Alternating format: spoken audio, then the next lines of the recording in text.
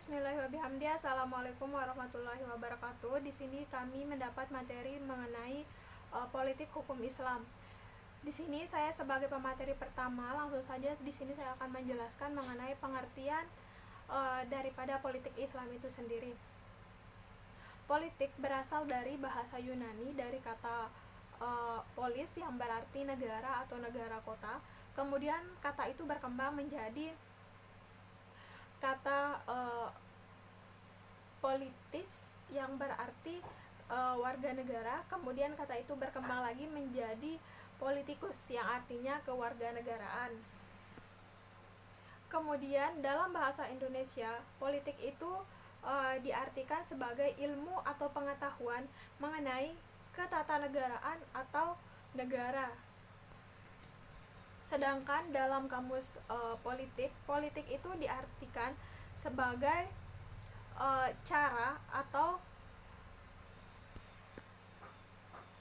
cara bertindak atau kebijakan maupun kebijaksanaan.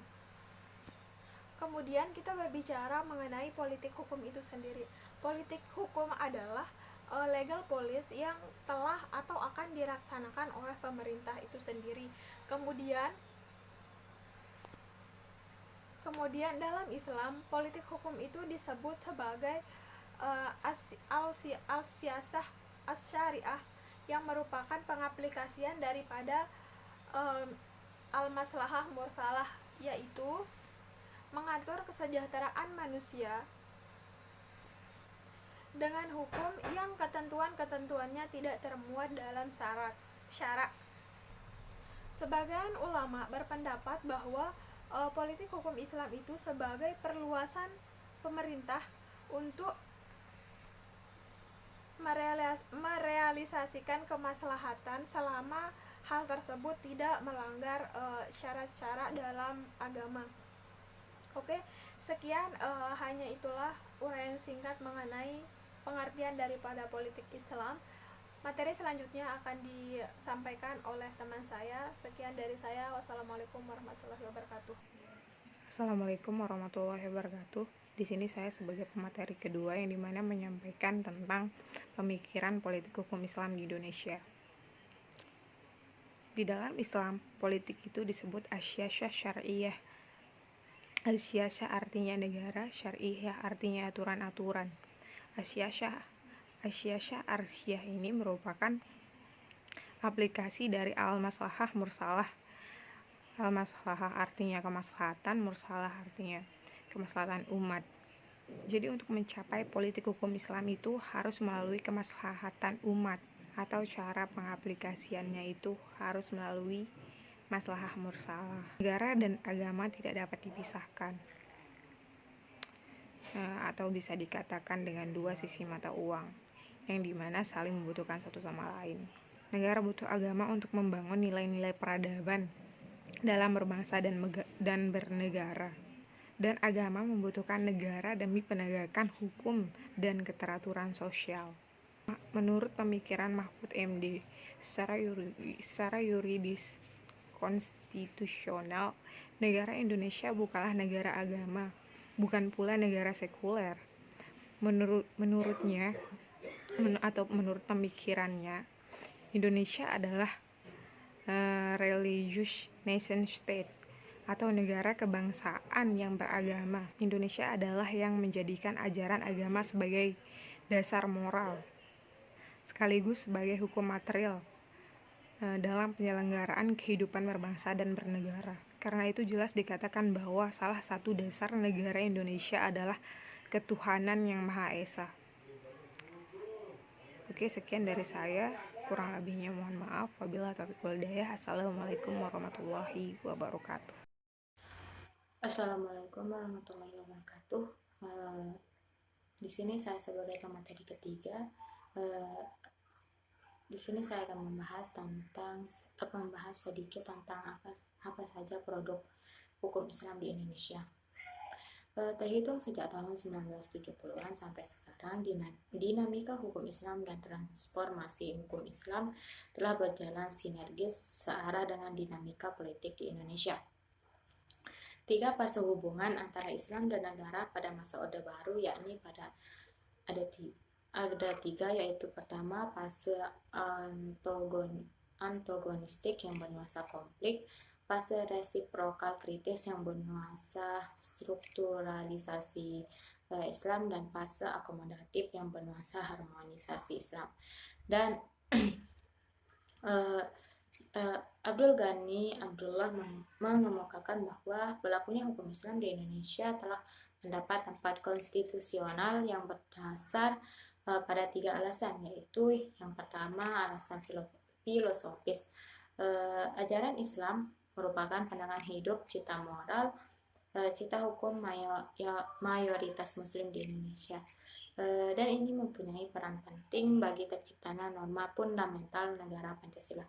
Yang kedua yaitu alasan sosiologis. Perkembangan sejarah masyarakat Islam Indonesia menunjukkan bahwa cita hukum dan kesadaran hukum bersendikan ajaran Islam memiliki tingkat aktualisasi yang berkesinambungan. Dan yang ketiga yaitu alasan yuridis yang tertuang dalam pasal 24, 25, dan 29 Undang-Undang Dasar 1945, dan ini memberi tempat bagi keberlakuan hukum Islam secara yuridis formal. Di sini terdapat beberapa produk peraturan perundang-undangan yang secara formil maupun material yang memiliki muatan secara yuridis hukum Islam. Antara lain ada 9, yaitu yang pertama Undang-Undang Nomor 1 Tahun 1974 tentang hukum perkawinan, yang kedua Undang-Undang Nomor 7 Tahun 1989 tentang peradilan agama, kini diubah menjadi Undang-Undang Nomor 3 Tahun 2006. Yang ketiga yaitu Undang-Undang Nomor 7 Tahun 1992 tentang perbankan syariah, kini Undang-Undang Nomor 21 Tahun 2008. Yang keempat yaitu Undang-Undang Nomor 17 Tahun 1999 tentang penyelenggaraan ibadah haji. Yang kelima yaitu Undang-Undang Nomor 38 Tahun 1999 tentang pengelolaan zakat, infak, dan sedekah. Yang keenam Undang-Undang Nomor 44 Tahun 1999 tentang penyelenggaraan otonomi khusus Anambro, Aceh, dan Darussalam. Yang ketujuh yaitu Undang-Undang Politik tahun 1999 yang mengatur ketentuan partai Islam. Yang kedelapan Undang-Undang Nomor 41 Tahun 2004 tentang wakaf. Dan yang terakhir yaitu yang kesembilan Undang-Undang Nomor 19 Tahun 2008 tentang surat berharga syariah negara. Dari sekian banyak produk hukum Islam, produk perundang-undangan yang memuat materi hukum Islam, peristiwa yang paling fenomenal adalah disahkannya Undang-Undang Nomor 7 Tahun 1989 tentang peradilan agama. Sekian dari saya. Wassalamualaikum warahmatullahi wabarakatuh. Baiklah, assalamualaikum warahmatullahi wabarakatuh. Di sini saya sebagai pemateri keempat, saya akan menyampaikan materi yang berkaitan dengan dinamika politik hukum Islam Indonesia. Persentuhan Islam dan politik hukum Indonesia mulai tampak ke permukaan pada awal kemerdekaan Indonesia, tepatnya ketika bangsa Indonesia meraih kemerdekaan pada tahun 1945. Seperti yang tercatat di dalam sejarah, pada masa itu terjadi perbedaan yang sangat gesit terkait dua hal, yaitu mengenai dasar terjadinya perdebatan yang sangat gesit terkait dengan dua hal, yang mengenai dasar negara dan masuknya dan tidak masuknya 7 kata pada sila pertama Pancasila. Peristiwa ini kemudian disebut dengan Piagam Jakarta.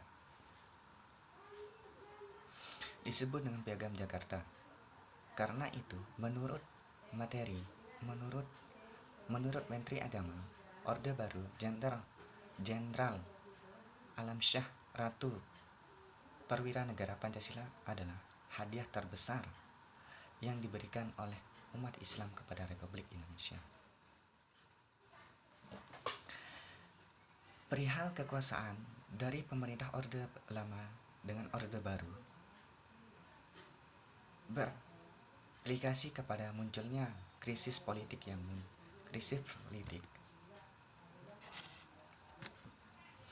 krisis politik yang cukup mengangkat berupa gerakan massa yang menurut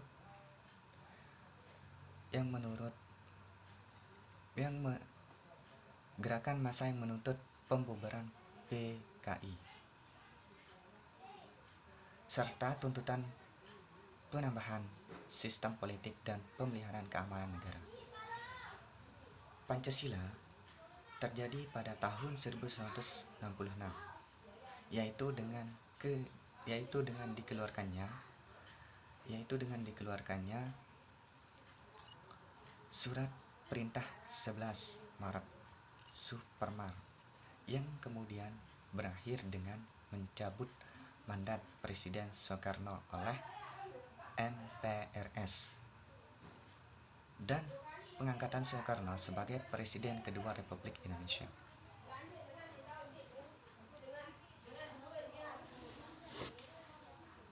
Konflik Islam dan politik muncul kemudian ketika Orde Baru menerapkan kebijakan mendominasi di mana stigma perkembangan pola pikir yang cara pandang bangsa Indonesia serta proses transformasi kultural dan perubahan sosial lebih banyak mengadopsi dari negara-negara barat.